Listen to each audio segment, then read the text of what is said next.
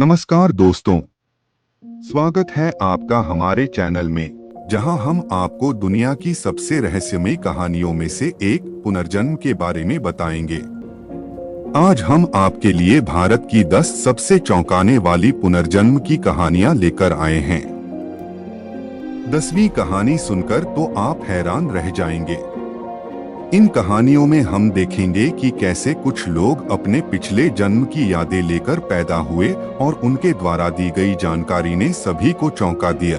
क्या आप मानते हैं कि मृत्यु के बाद जीवन है? क्या आपने कभी सुना है कि किसी ने अपने पिछले जन्म की बातें याद की हों? आज हम आपको भारत की 10 सबसे चौंकाने वाली पुनर्जन्म की कहानियां सुनाएंगे, जो आपको सोचने पर मजबूर कर देंगी कि क्या वाकई में पुनर्जन्म होता है। तो चलिए शुरू करते हैं इस रहस्यमयी सफर को। कहानी 1, शांति देवी 1926। शांति देवी का जन्म 11 दिसंबर 1926 को दिल्ली में हुआ था। जब वह 4 साल की थीं, उन्होंने बताया कि वह पिछले जन्म में लुगदी देवी थीं, जो मथुरा में रहती थीं, और 1925 में अपने बेटे के जन्म के दौरान उनकी मृत्यु हो गई थी। शांति देवी ने अपने पिछले पति के नाम केदारनाथ और अपने घर का पता भी बताया। इन सब बातों की जांच की गई और सब सच निकला। महात्मा गांधी ने खुद इस केस की जांच के लिए एक समिति बनाई थी। क्या ये सिर्फ एक संयोग था, या वाकई में शांति देवी ने अपने पिछले जन्म की बातें याद की थीं? ये सवाल आज भी अनुत्तरित हैं। कहानी 2, स्वर्णलता मिश्रा 1948। स्वर्णलता मिश्रा का जन्म 2 सितंबर 1948 को मध्य प्रदेश के पन्ना जिले में हुआ था। जब वह 3 साल की थीं, उन्होंने खुद को कटने की बिया पाठक बताना शुरू किया। उसने बताया कि पिछले जन्म में उसकी मृत्यु 1939 में हुई थी। उसने अपने पिछले जीवन के पति के नाम मुरलीधर और 2 बच्चों के नाम भी सही बताए। स्वर्णलता ने कटनी में अपने घर और वहां के अन्य विवरणों को सही सी बताया, जो बाद में सत्य निकले। क्या ये सिर्फ एक बच्चे की कल्पना थी, या एक पिछले जन्म की सच्चाई का खुलासा? स्वर्णलता मिश्रा का केस आज भी अनसुलझा है। कहानी 3, गोपाल गुप्ता 1956। गोपाल गुप्ता का जन्म 26 जुलाई 1956 को मथुरा, उत्तर प्रदेश में हुआ था। जब वह 4 साल के थे, उन्होंने अपने पिछले जीवन में राकेश नामक व्यापारी होने का दावा किया, जो मुरादाबाद में रहते थे। गोपाल ने बताया कि राकेश की हत्या उनके ही एक कर्मचारी ने की थी।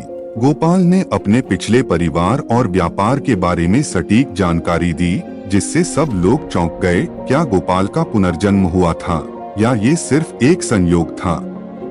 कहानी 4, तोरन सिंह 1983। तोरन सिंह का जन्म 1 जनवरी 1983 को उत्तर प्रदेश के बिजनौर में हुआ था।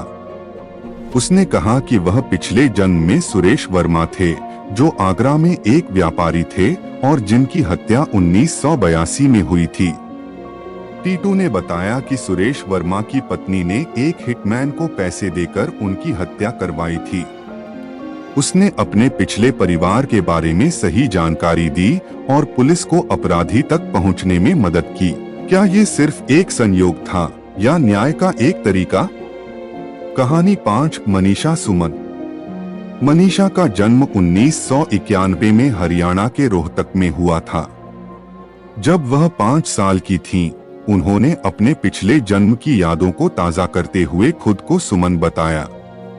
सुमन की मौत 1988 में एक कार दुर्घटना में हुई थी। मनीषा ने अपने पिछले परिवार, घर और अन्य घटनाओं के बारे में जो बातें बताईं, वे सभी सही साबित हुई। क्या मनीषा वास्तव में सुमन थीं, या ये सिर्फ एक कल्पना? कहानी 6, चंद्रवीर शंखवार 2021। चंद्रवीर शंखवार, जिन्हें छोटू के नाम से भी जाना जाता है, का जन्म 2021 में उत्तर प्रदेश के मैनपुरी में हुआ था।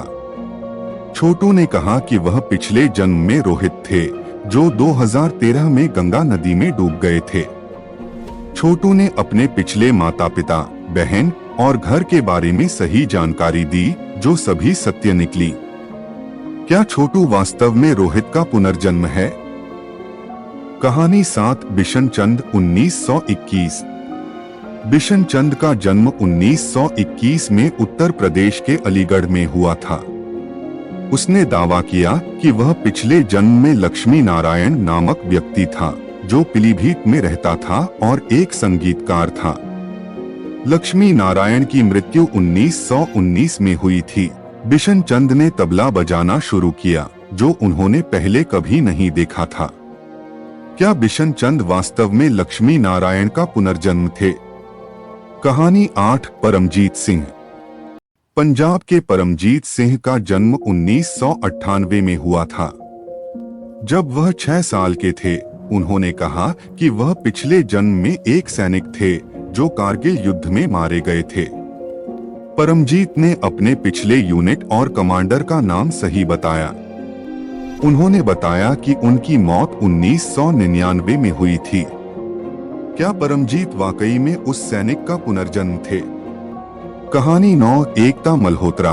एकता मल्होत्रा का जन्म 1992 में हरियाणा के करनाल में हुआ था। उसने अपने पिछले जीवन की यादों को ताजा करते हुए खुद को रानी बताया। रानी की मौत 1989 में हुई थी। एकता ने अपने पिछले परिवार के बारे में कई बातें बताईं, जैसे अपने घर का पता और अपने बच्चों के नाम। ये सब बातें सच साबित हुई। क्या एकता वास्तव में रानी का पुनर्जन्म थी? कहानी 10 सुमित्रा सिंह 1948। भारत के एक छोटे से गांव मुरादाबाद, उत्तर प्रदेश में रहती थी सुमित्रा नाम की एक साधारण महिला। उनकी जिंदगी किसी और की तरह ही चल रही थी, लेकिन एक दिन अचानक उनकी तबीयत बिगड़ गई और वो बेहोश हो गई। परिवार वालों ने उन्हें तुरंत ही अस्पताल पहुंचाया। कई दिनों तक डॉक्टरों ने अपनी पूरी कोशिश की, लेकिन सुमित्रा को होश नहीं आया। आखिरकार उन्हें मृत घोषित कर दिया गया। परिवार और गांव वाले सदमे में थे। अंतिम संस्कार की तैयारियां शुरू हो गईं। लेकिन एक अचानक घटना ने सबको चौंका दिया। अंतिम संस्कार की रस्म के दौरान सुमित्रा की लाश हिलने लगी। सबके होश उड़ गए। तुरंत ही उन्हें फिर से अस्पताल ले जाया गया।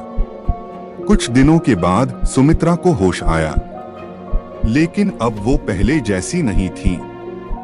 वो बोलने लगी एक ऐसी भाषा जो उन्हें पहले नहीं आती थी। उनके व्यवहार में भी काफी बदलाव आया था। धीरे धीरे सुमित्रा ने बताया कि वो असल में सुमित्रा नहीं है, बल्कि शिवा नाम की एक महिला है जो एक दूसरे गांव में रहती थी।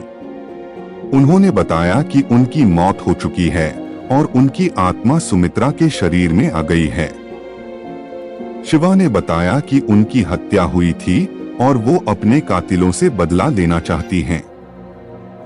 उन्होंने कई ऐसी बातें बताईं जो सिर्फ शिवा ही जान सकती थीं। ये घटना पूरे देश में चर्चा का विषय बन गई। क्या सच में सुमित्रा के शरीर में शिवा की आत्मा आ गई थी, या ये सब एक नाटक था? इस मामले ने वैज्ञानिकों और धार्मिक गुरुओं को भी सोचने पर मजबूर कर दिया। तो दोस्तों, ये थी भारत की 10 सबसे रहस्यमयी पुनर्जन्म की कहानियां।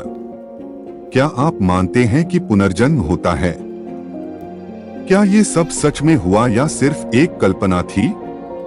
अपने विचार हमें कमेंट्स में बताएं, और अगर आपको ये वीडियो पसंद आया हो तो लाइक और सब्सक्राइब करना न भूलें। धन्यवाद, और हम मिलेंगे अगले रहस्यमयी सफर में।